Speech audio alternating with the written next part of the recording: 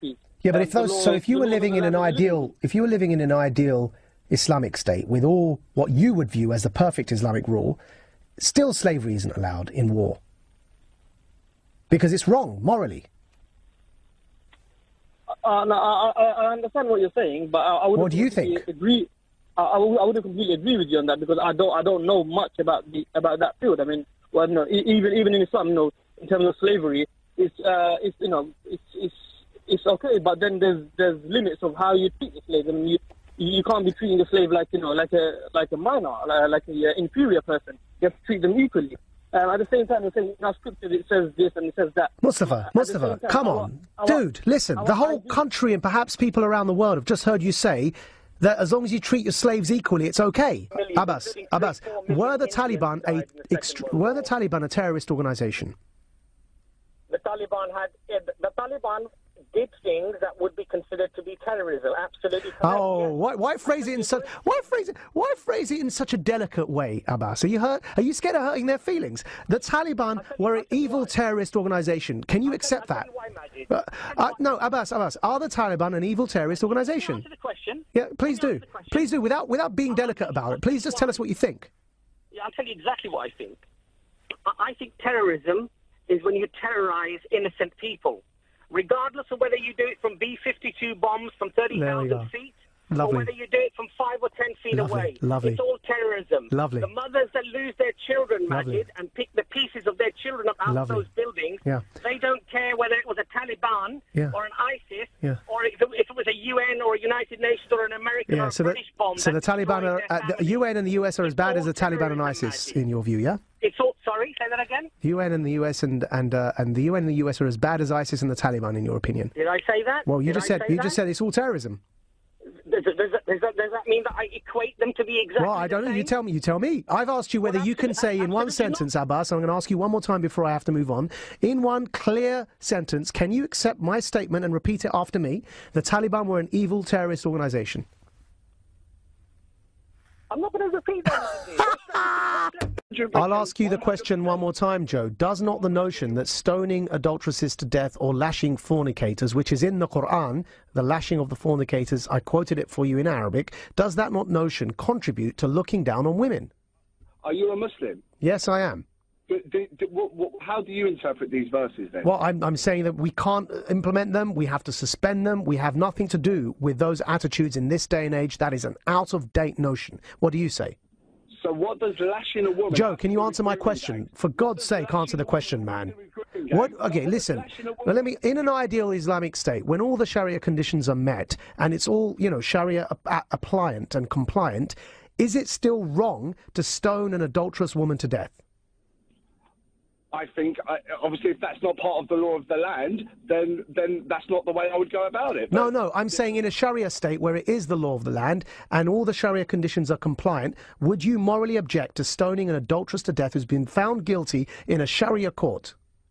I'm not in a position to answer that. I'm not a scholar to answer that. There we are. You need a scholar to tell you. Hold on, Nadia.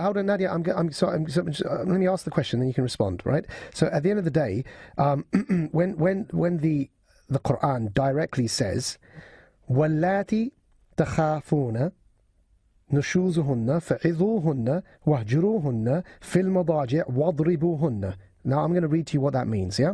And that's from Surah An-Nisa, the 4th chapter, on the 34th passage. And it says, and for those women whose disobedience you fear, first admonish them, then part ways with them, and if that doesn't work, beat them. Then if they obey you, it continues, if they obey you, فَإِنْ أَطَعْنَكُمْ فَلَا تَبْغُوا عَلَيْنَا سَبِيلًا. If they obey you, right, it finishes off, then do not seek a way against them, surely Allah is high and great. What context could possibly justify that in today's modern age?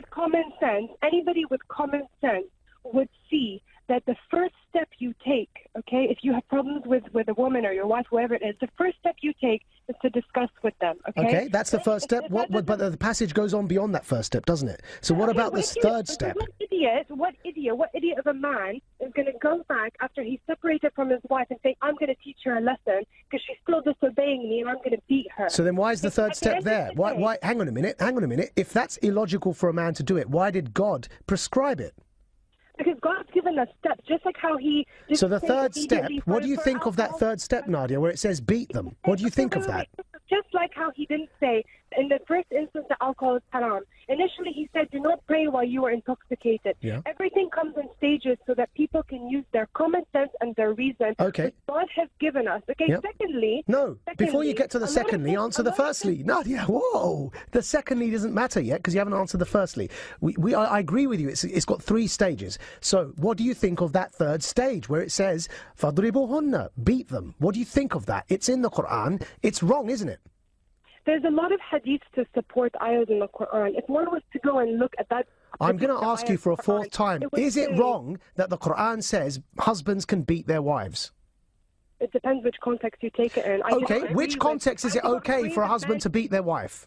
Never, it's never okay. Well, you just said it depends which context it is. So it is wrong then, isn't it? It depends which context it's saying it, because each translation is different. Oh, no. You and I both know, because I read to you that passage in its full context. We both know it's in the context of a wife not obeying her husband.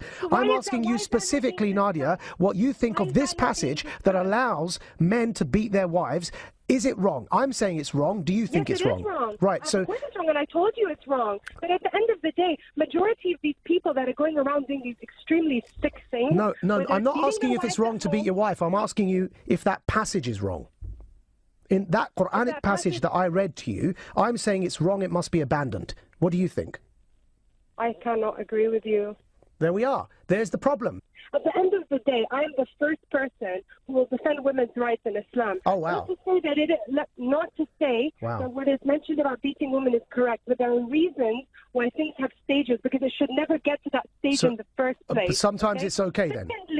Secondly, this whole Wahhabi mentality of teaching people out of fear, teaching them women to be suppressed, okay? Yeah, well, sorry, Nadia, you can't blame it on one sect. Wahhabism, sorry.